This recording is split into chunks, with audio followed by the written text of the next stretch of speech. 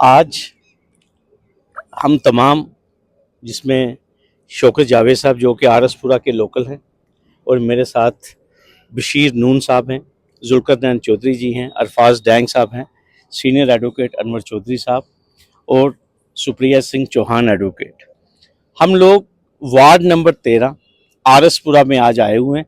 यहाँ एक पुराना पिंड है जहाँ कल रात को आरसपुरा की एडमिनिस्ट्रेशन ने एक बहुत पुरानी मस्जिद जो है वो यहाँ पे शहीद की है। कल शाम को हमने सोशल मीडिया पे देखा और यहाँ आकर हमने खुद अपनी छानबीन की और लोगों से बात की और रिकॉर्ड भी टटोलने की कोशिश की। पता ये चला कि यहाँ पे एक पुरानी मस्जिद होती थी और फिर उसके बाद यहाँ 15 से लेकर 20 कुंबे हैं गुज्जर कबीले के।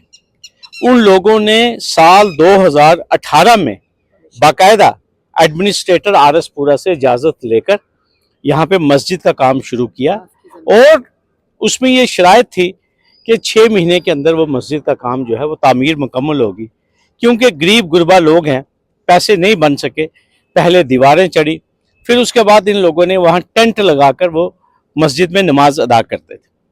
उसके बाद फिर थोड़े से पैसे बने, इन लोगों ने छत के लिए पैसे तो थे नहीं, इन्होंने टीन सोचा कि बारिश के पानी से बचने के लिए टीन खरीदा और अब इन्होंने टीन की जो छत थी वो रखी हुई थी।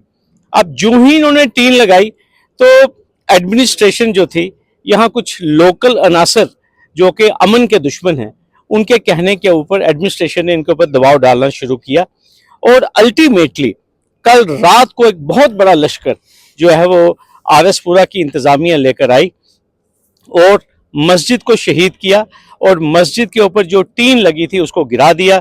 बेहुरमती की वहाँ पे कुरान शरीफ मस्जिद के अंदर था। जब हम यहाँ पर आ जाए, हमने उन लोगों से बात की, उन लोगों की सबकी आंखें नम थी कि कल किस तरह एडमिनिस्ट्रेशन ने जिस तरीके का एक्शन किया है, जिस गैर आईनी तरीके से, कोई नोटिस नहीं, कोई पूछताछ नहीं। और जब हमने और छानबीन की तो पता चला कि यहाँ पे कोई चंद अनासर हैं जो कि अमन के पीस के दुश्मन हैं, जो कि भाईचारे के दुश्मन हैं, जो कि चाहते नहीं है कि इस देश में कॉन्स्टिट्यूशन की फिजा चले। और आपको मालूम है कि मैं आपको बताना चाहता हूं कि हमेशा हमने तमाम मजहबों की बात की है। मैं आपको बता दूं 2008 में जब अमरनाथ लैंड रोक हुआ था तो मैं सबसे आगे था।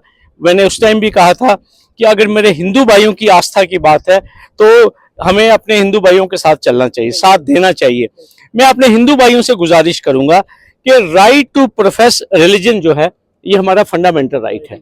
और ये गरीब गुरबा लोग हैं, दोधी गुज्जर हैं, बिल्कुल अमन पसंद है, तालीम की इनमें कमी है, लेकिन इनको भी मस्जिद में नमाज पढ़ने का, कुरान पढ़ने का इनका भी राइट है।